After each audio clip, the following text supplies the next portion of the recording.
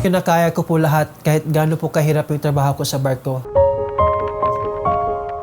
Kasi alam ko na ginagawa ko yung lahat ng to para sa pamilya ko, para kay lola ko, yung lola ko. Siya po talaga yung pinaka #1 supporter ko sa mga hilig kong gawin. Kaso sa ngayon po, dahil sa katandaan, meron na po siyang problema sa pandinig. Kaya minsan pag umuwi ako sa amin, di niya ako marirecognize pag nasa malayo ako. Kailangan mo talagang ulit-ulitin yung pagsasalita. Garbo mo sana yato ako apo nginang sayaw.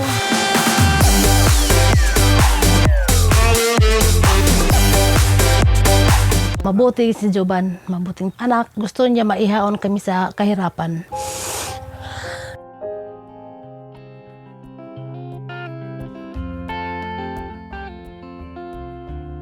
Kaya ako nagsisikap sa pagbabarko dahil gusto kong masuportahan yung pamilya ko sa mga pangangailangan nila.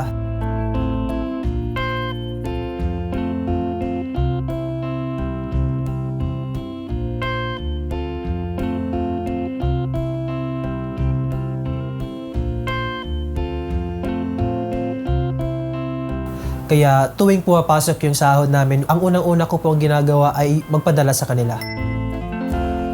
Giovanni, you know I have a special gift for your Lola. Thank you so much po. Advance Merry Christmas. Advance Merry Christmas.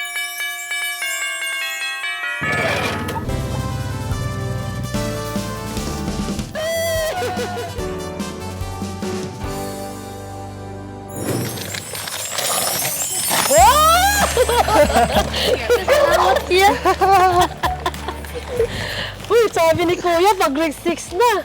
Napaaga. Ba't ngayon Ano ba yan? binigay Ano ba na? yan? Cellphone ba yan? Tablet?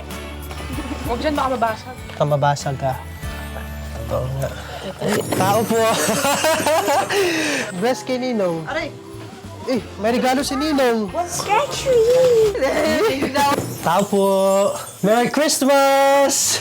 Merry Christmas, Nay. Apo na buutan. Ay, Ikuan. yan ako regalo para sa imo. Advance Merry Christmas. Hi Lola Hedina, I have a special gift for you. Sana magustuhan mo. Siyempre, pinili ko to for you. Daming box pa nito ah. Para sa'yo to.